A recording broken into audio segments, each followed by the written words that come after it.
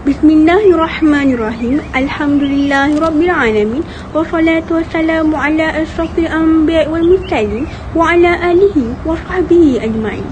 Assalamualaikum warahmatullahi wabarakatuh. Salam ukhuwah, salam kasih sayang dan salam satu Malaysia. Hadirin serta hadirat sekalian, bersyukur kita kehadrat Allah Subhanahu Wa Taala kerana dengan izin serta limpah kurnianya dapat kita bertemu lagi dalam gelanggang forum bertajuk Derma Organ bersama saya Nuraina Najihah binti Kamarudin, moderator anda pada pagi yang berbahagia ini. Ikan gelama berenang di tepian, dipancing jejaka sambil ketawa. Organ di derma sebagai bantuan buat insan menyambung nyawa. Hadirin yang dirahmati Allah sekalian, sebelum saya memperkenalkan ahli-ahli panel kita pada hari ini, eloklah saya menerangkan sedikit tentang isu berkaitan dengan tajuk kita pada hari ini, iaitu derma organ. Berdasarkan informasi daripada MyHealth yang dikeluarkan oleh Kementerian Kesihatan Malaysia, bilangan pesakit yang memerlukan pemindahan organ amat tinggi dari semasa ke semasa. Namun, kesedaran dan ketersediaan untuk menderma organ dalam kalangan masyarakat Malaysia masih di tahap rendah.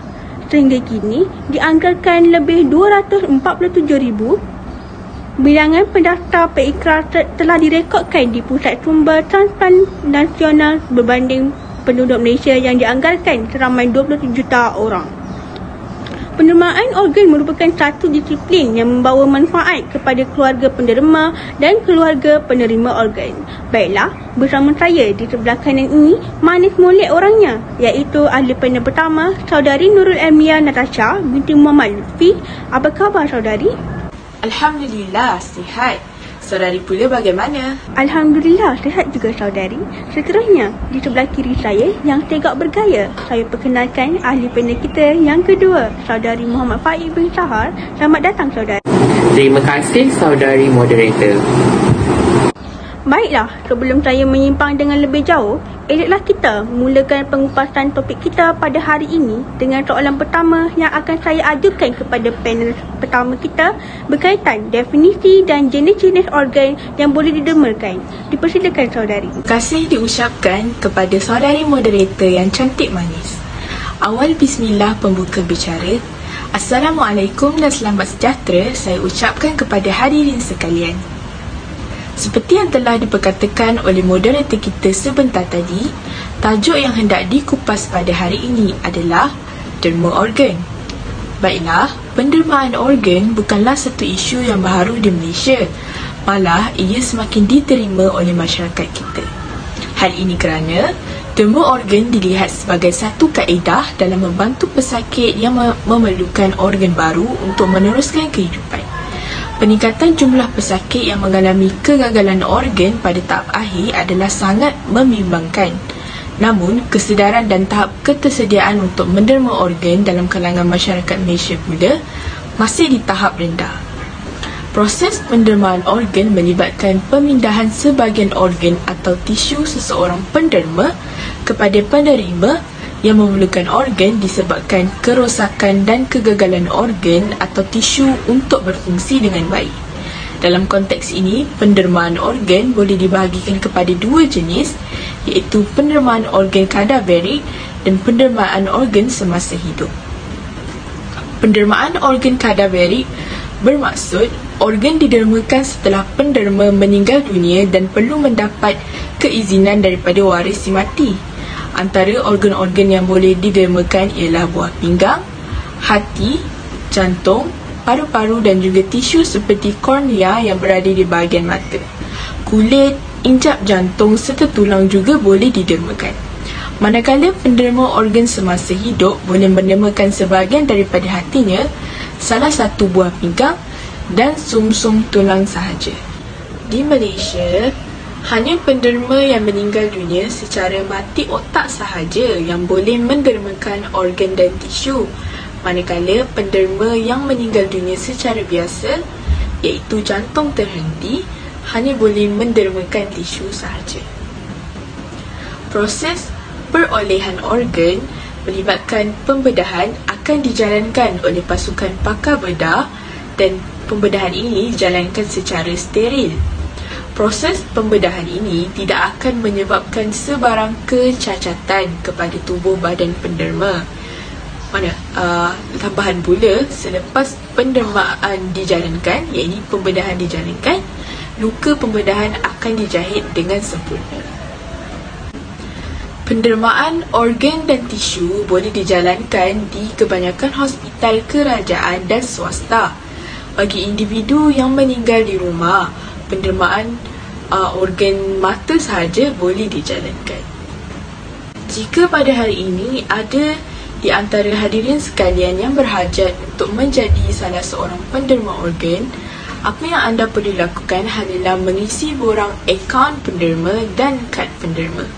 Borang yang telah dilengkapkan perlu dihantar kepada Pusat Sumber Transplant Nasional, sementara kad penderma anda hendaklah disimpan di dalam dompet dan dibawa bersama pada setiap masa. Anda juga dinasihatkan untuk memaklumkan hasrat untuk menjadi seorang penderma organ dan tisu kepada ahli keluarga anda.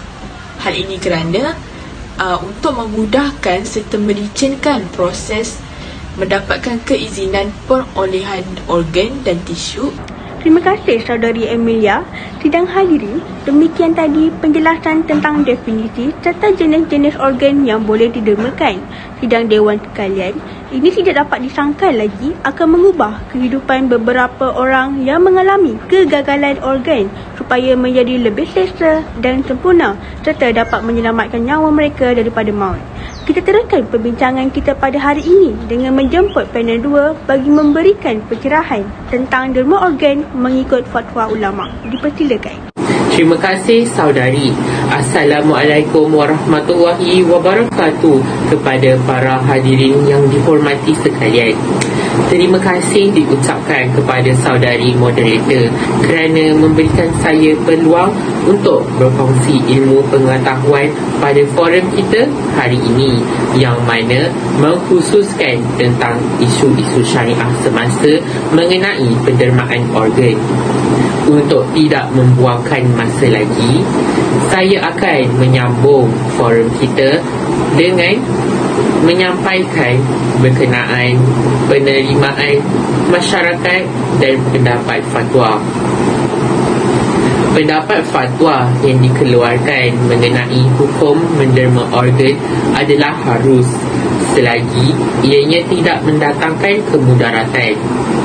Ulama telah mengeluarkan fatwa bahawa pemindahan organ manusia yang sudah meninggal dunia kepada yang masih hidup serta mengeluarkannya adalah diharuskan dengan beberapa syarat.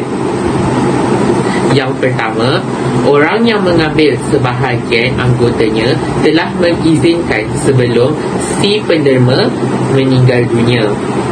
Yang kedua, si penderma pula haruslah seorang yang waras, baligh dan tidak ada paksaan atau telah mendapat keizinan oleh walinya sebelum kematian. Yang ketiga, hendaklah mendapat kepastian bahawa proses pemindahan organ tersebut itu akan berhasil pada umumnya. Yang keempat, tujuan pemindahan organ tersebut hanyalah untuk berubat dan bukan untuk maksud dan tujuan yang lain. Yang kelima, tiada unsur kontrak jual beli dalam pemindahan organ. Terdapat dalil yang telah membuktikan hukumnya harus, iaitu daripada surah Al-Ma'idah ayat ke-32 yang bermaksud, oleh sebab itu kami tetapkan suatu hukum bagi Bani Israel bahawa sesiapa yang membunuh seorang manusia bukan kerana orang itu membunuh orang yang lain atau bukan kerana membuat kerosakan di muka bumi, maka seakan-akan dia telah membunuh manusia seluruhnya. Sesiapa yang memelihara kehidupan seorang manusia, maka seolah-olah dia telah memelihara kehidupan manusia semuanya. Terima kasih Saudara Faik atas penerangan yang cukup padat dan terperinci sebentar tadi. Ini menandakan prinsip menjaga kebajikan atau maslahah ummah dan al-ittihad atau altruism amat disanjung di dalam Islam, dan oleh kerana pendermaan organ memang bertujuan untuk menyelamatkan nyawa, maka ianya dianggap sebagai pengorbanan yang amat tinggi. Apatah lagi sekiranya pendermaan tersebut diniatkan kerana Allah jua pada hakikatnya. Saya juga percaya proses pemindahan organ dan tisu dijalankan di Dewan Bedah Hospital oleh pakar bedah yang terlatih, dan mereka juga akan sentiasa menghormati jenazah penderma tanpa mengira agama, bangsa dan keturunan semasa prosedur tersebut. Hadirin sekalian, setiap perilaku pasti ada sebabnya. Oleh itu, saya menjemput ahli panel pertama bagi menerangkan kepentingan menderma organ. Dipersilakan saudari. Terima kasih saudari. Acap kali kita mendengar masyarakat kita berkata sakit, haram serta takut jenazah tersiksa. Itu dah antara salah faham yang menyebabkan pendermaan organ masih rendah di Malaysia. Ia juga menyebabkan ramai orang enggan menjadi penderma organ di negara ini. Namun, dari sisi agama, seperti yang telah diterangkan oleh saudara Faik sebentar tadi, tiada halangan untuk berbuat demikian. Malah, Islam mengharuskan pendermaan organ selepas meninggal dunia. Namun, menurut Ketua Pengurus Klinikal Pusat Sumber Transplant Nasional Datin Dr. Leila Yasmin Mansur berkata, pendermaan organ tidak akan menjejaskan rupa maupun bentuk tubuh jenazah. Pengebumian jenazah juga boleh dijalankan seperti biasa selepas pembedahan dijalankan. Bagaimanapun, persepsi negatif utama yang perlu ditepis dalam kalangan masyarakat kita adalah perasaan takut. Menurut Dr. Leila juga, ia berkata, memang ada beberapa kajian yang dijalankan yang menunjukkan sebab utama mengapa rakyat Malaysia tidak mahu menderma adalah kerana perasaan takut. Ada beberapa sebab, salah satunya adalah mungkin takut kerana ia melibatkan kematian dan ia sesuatu perkara yang tidak biasa. Jadi perasaan takut ini mudah timbul kerana mereka tidak tahu akan kelebihan dan kepentingan menderma organ. Justru itu, cara yang terbaik bagi mengatasi masalah ini adalah melalui penyebaran maklumat mengenai derma organ menerusi internet maupun media massa. Tambahan pula, Majlis Fatwa Kebangsaan pada tahun 1970 menetapkan hukum pemindahan dan pendermaan organ adalah harus. Ini kerana ia memenuhi tuntutan memelihara nyawa manusia. Ia dilakukan sebagai pilihan terakhir untuk menyelamatkan nyawa pesakit yang memerlukan organ tersebut dan tiada perdagangan atau jual beli organ berlaku.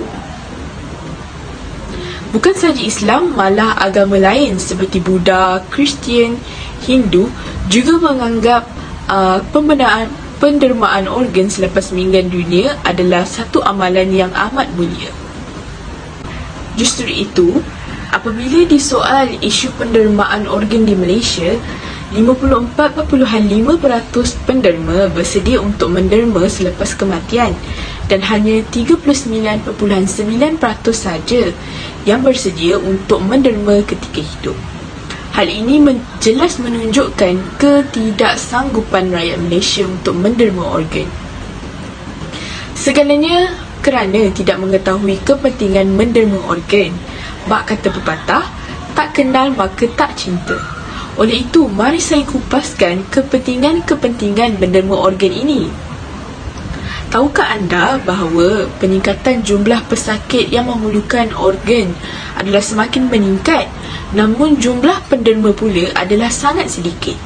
Oleh itu, amatlah penting untuk kita menderma organ kerana dapat membantu pesakit yang mengalami kerosakan dan kegagalan fungsi organ untuk terus hidup dan menjalani kehidupan seperti biasa. Pendermaan organ adalah satu peluang untuk membantu orang lain. Pesakit yang berada dalam senarai menunggu organ adalah sangat panjang dan biasanya mereka mempunyai kegagalan organ yang memberi kesan ketara kepada kualiti hidup mereka. Apabila dapat menerima organ daripada penderma ia merupakan satu peristiwa yang dapat mengubah hidup mereka. Kepentingan seterusnya, menderma organ, kita dapat menyelamatkan lebih banyak nyawa. Hal ini kerana satu penderma organ berpotensi menyelamatkan 8 nyawa. Tahukah anda juga bahawa senarai menunggu organ adalah sangat panjang? Setiap hari, ramai pesakit yang menunggu pemindahan organ mereka meninggal dunia akibat bekalan organ yang tidak mencukupi. Transplantasi organ tidak dapat dijalankan dan ramai pesakit meninggal dunia. Antara contoh yang boleh diketengahkan adalah bilangan pesakit buah pinggang pada tahap akhir di Malaysia yang memerlukan rawatan dialisis adalah semakin meningkat. Oleh itu, pemindahan organ adalah penyelesaian terbaik kepada pesakit ini kerana selepas menjalani pemindahan dan pembedahan organ, mereka tidak lagi perlu menjalani rutin dialisis yang membenatkan. Mengapa saya berkata bahawa rutin dialisis atau rawatan dialisis ini adalah satu perkara yang membenatkan? Hal ini kerana rawatan dialisis memerlukan pesakit untuk menjalaninya selama sebanyak 3 kali seminggu dan pada setiap sesi 4 jam pada setiap sesi. Ia pun sesetengah pihak akan berkata bahawa rawatan kos pemindahan dan pembedahan organ adalah jauh lebih tinggi berbanding rawatan dialisis. Namun, kajian yang telah dijalankan menunjukkan kos dialisis adalah jauh lebih tinggi berbanding pemindahan organ. Justeru antara kebaikan pemindahan organ adalah selepas pembedahan dan pemindahan organ dijalankan, pesakit boleh menjalani kehidupan secara normal dan masuk kembali bekerja. Daripada segi kesihatan pula, selepas pemindahan organ yang dijalankan, komplikasi lain iaitu kegagalan organ akan dapat diatasi. Kesimpulannya, masyarakat kita harus membebaskan minda daripada dibelenggu dan dicengkam kebimbangan menderma organ. Marilah kita bersama-sama mendaftarkan diri sebagai pengikrar penderma organ dan dapat menjadi contoh dan tauladan yang baik kepada anggota masyarakat yang lain. Sekian, terima kasih. Demikianlah penerangan daripada panel 1 kita. Dengan ini dapat kita ringkaskan pendahan tentang kepentingan ini dapat membuka mata semua pihak untuk bersama berikrar untuk menderma organ, sekaligus dapat mengurangkan tempoh menunggu bagi penerima organ sekiranya mendapat sambutan ramai. Tanpa membuang masa lagi, kita teruskan forum kita pada hari ini dengan menjemput panel 2 bagi membentangkan bagaimana penerimaan masyarakat kita tentang derma organ. Dipersilakan saudara. Terima kasih saudari. Aktiviti pendermaan organ ini semakin diterima oleh rakyat Malaysia. Namun, bilangan pengikrar yang ingin memberikan pertolongan juga masih sedikit. Dalam pada itu, kita sebagai umat manusia haruslah berikrar untuk menjadi penderma organ agar kita boleh memperoleh pahala yang besar terhadap organ yang telah didermakan.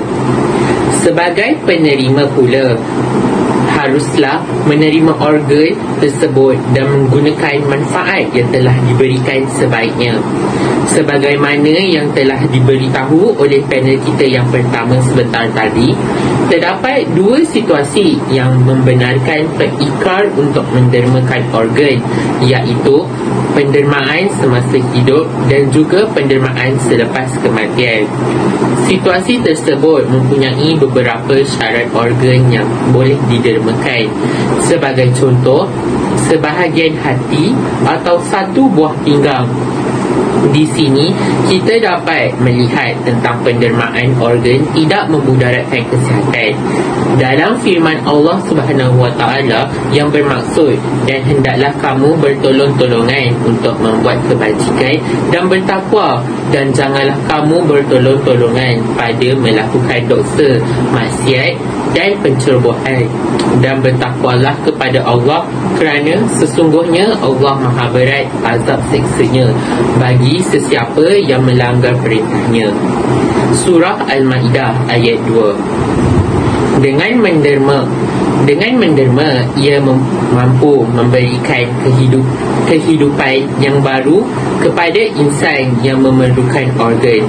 Tidak salah untuk kita berbuat kebaikan kepada mereka yang memerlukan, dan ini dapat menolong kita melakukan amal jariah dan mengumpulkan kebaikan semasa bernyawa. Oleh itu, masyarakat kita haruslah membebaskan minda daripada dibelenggu dan dicengkam oleh kebimbangan masyarakat dalam menderma organ. Pihak yang berkenaan haruslah berganding bahu dan bekerjasama dalam meningkatkan lagi kesedaran masyarakat tentang kepentingan menderma organ. Sekiranya masyarakat mampu mendaftarkan diri mereka sebagai penderma organ, umat manusia di dunia kita akan menjadi lebih penyayang. Terima kasih saudara, hadirin serta hadirat kalian. Jelaslah, pendermaan organ ini bukanlah salah satu perbuatan yang merisikokan nyawa. Bahkan, ia juga merupakan salah satu perbuatan yang memberikan kesan yang baik kepada pesakit yang memerlukan. Dengan erti kata lain, ia memberikan nyawa baru kepada pesakit berisiko untuk diberi jaminan untuk terus hidup. Hal ini juga telah dinyatakan bahawa jangka hayat untuk penerima organ ini untuk terus hidup dapat disamakan seperti orang normal dengan syarat mereka harus menjaganya dengan sebaik mungkin. Mereka yang bergiat aktif mendaftar untuk menerima organ, mereka ini juga dapat memberikan sumbangan dalam bidang perubatan juga. Derma organ sangat penting dalam membantu masyarakat dan dapat menunjukkan nilai prihatin terhadap sesama manusia. Baiklah, bagi meneruskan forum kita yang berbaki beberapa minit sahaja lagi, saya buka pentas pembincangan forum bagi sesi soal jawab. Baiklah, ada sesiapa yang ingin menanyakan soalan? Dipersilakan.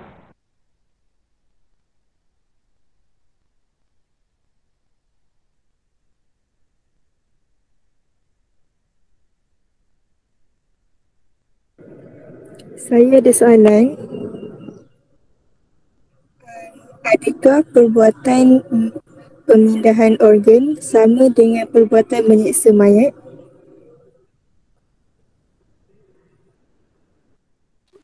Baiklah, terima kasih di atas soalan tersebut.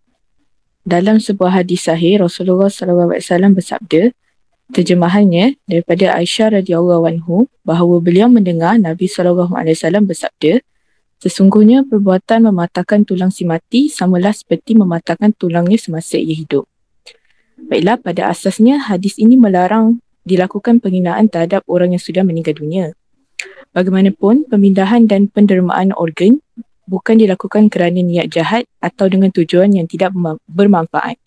Sebaliknya, pemindahan dan pendermaan organ dilakukan sebagai pilihan terakhir bagi menyelamatkan nyawa pesakit yang memerlukan organ tersebut. Larangan yang dinyatakan menerusi hadis ini terbatal apabila wujud keperluan yang lebih utama yang mengatasi larangan tersebut, iaitu untuk menyelamatkan nyawa manusia. Niat di sebalik pendermaan organ adalah murni dan baik. Pemindahan organ dilakukan hanya apabila tiada alternatif lain bagi menyelamatkan nyawa pesakit.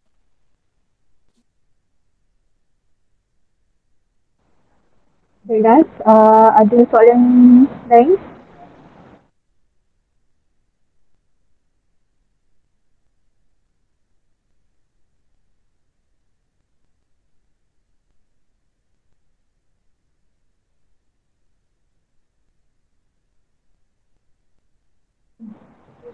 Ada soalan daripada saudari Adila. Adakah penderma organ menanggung dosa orang yang menerima organnya? Dipersilakan ada penanya kita untuk menjawab soalan. Baiklah, saya akan menjawab soalan tersebut. Jawapannya adalah tidak, kerana setiap orang mukallaf, iaitu baligh, berakal dan mumayyiz, akan bertanggungjawab terhadap perlakuan dan tindak tanduknya sendiri. Sebaliknya, Dr. Yusuf Al-Qardawi berpandangan bahawa orang yang menerima organ akan diberikan ganjaran pahala kerana perbuatan menerima organ terangkum di bawah sedekah jariah yang merupakan salah satu daripada 3 perkara yang akan memberi ganjaran berterusan selepas kematian. Hal ini disokong oleh sebuah hadis sahih Rasulullah SAW bersabda, terjemahannya daripada Abu Hurairah radhiyallahu anhu bahawa Rasulullah SAW bersabda, apabila seseorang insan meninggal dunia, terputus daripadanya segala amalan kecuali tiga perkara, iaitu sedekah jariah atau ilmu yang dimanfaatkan dan anak yang soleh yang mendoakannya. Terima kasih saudara Amelia. Kita teruskan lagi, ada soalan.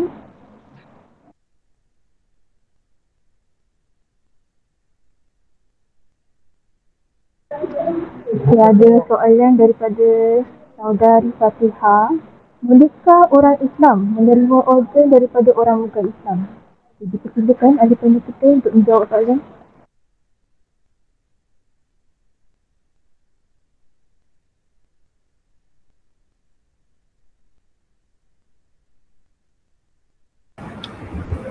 Baiklah, saya akan menjawab persoalan tersebut. Tiada larangan dalam syarak bagi memindahkan organ orang bukan Islam kepada orang Islam. Ini kerana organ manusia tidak bersifat Islam atau kufur. Sebaliknya, organ ialah alat yang digunakan oleh manusia bagi melaksanakan tuntutan akidah dan manhajnya untuk hidup. Apabila organ dipindahkan daripada orang bukan Islam kepada orang Islam, maka organ tersebut menjadi sebahagian tubuh badan orang Islam yang digunakan bagi tujuan menunaikan tanggungjawabnya seperti yang diperintahkan oleh Allah SWT. Malah, Dr. Yusuf Al-Qaradawi menghukumkan bahawa anggota tubuh badan orang bukan Islam adalah Islam. Ini kerana menurut beliau, perkara yang dimasukkan Islam dan kufur seorang itu bukanlah anggota zahir, tetapi ruh manusia itu. Maka tiada halangan syarak untuk orang Islam mengambil manfaat daripada organ orang bukan Islam yang didermakan. Terima kasih saudara Said. Nampaknya masih banyak kekeliruan ya. Kita teruskan untuk membuka soalan lagi. Ada soalan? Daripada saudari Umi Syamila. Bolehkah orang Islam menerima organ kepada orang bukan Islam? Jadi persilakan anda panel.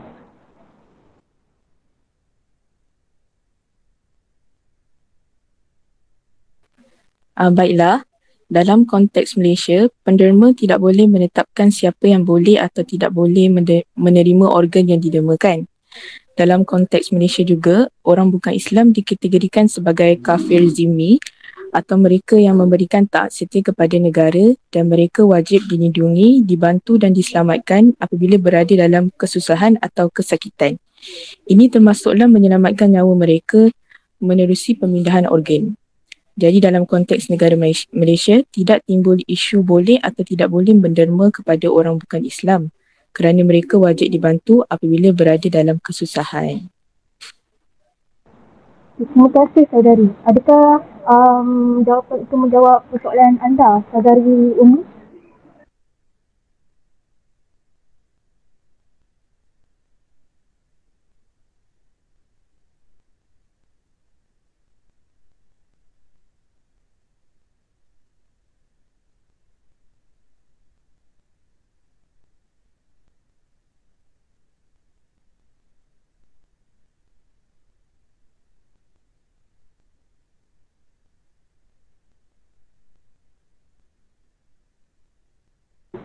Baiklah, ada persoalan lagi?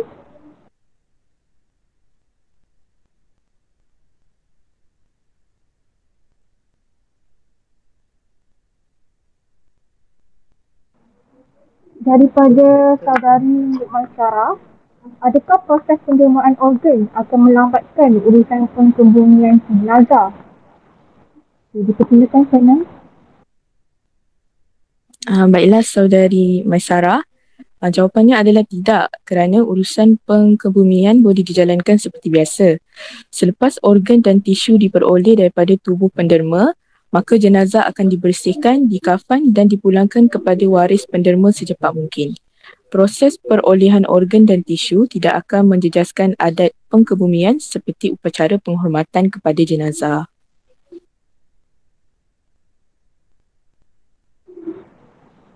Baiklah, ada soalan lagi?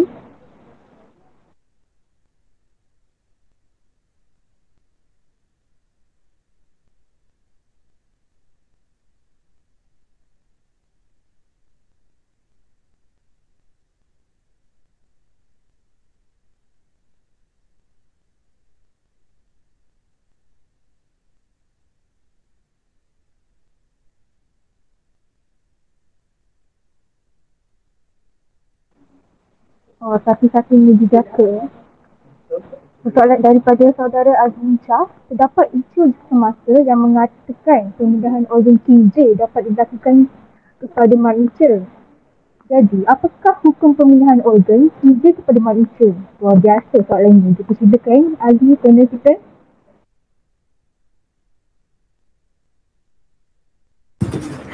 Untuk menjawab soalan tersebut, daripada sumber rujukan yang telah saya buat, pemindahan organ insang kepada manusia adalah dibenarkan dengan syarat ia adalah darurat. Darurat tersebut mestilah disahkan oleh pakar perubatan dan tidak ada alternatif lain yang lebih sesuai. Jika sudah ada alternatif lain yang halal, maka terbatallah keharusan pemindahan organ khinzir ini kepada pesakit tersebut. Terdapat beberapa pandangan yang sudah sampai masanya bagi jawatankuasa Muzakarah Majlis Kebangsaan Bagian Ihwal Agama Islam Malaysia mengeluarkan pandangan tersebut dalam isu ini. Sesungguhnya kajian seperti tersebut penting untuk menyelesaikan masalah kita pada masa kini. Baiklah, ada persoalan lagi?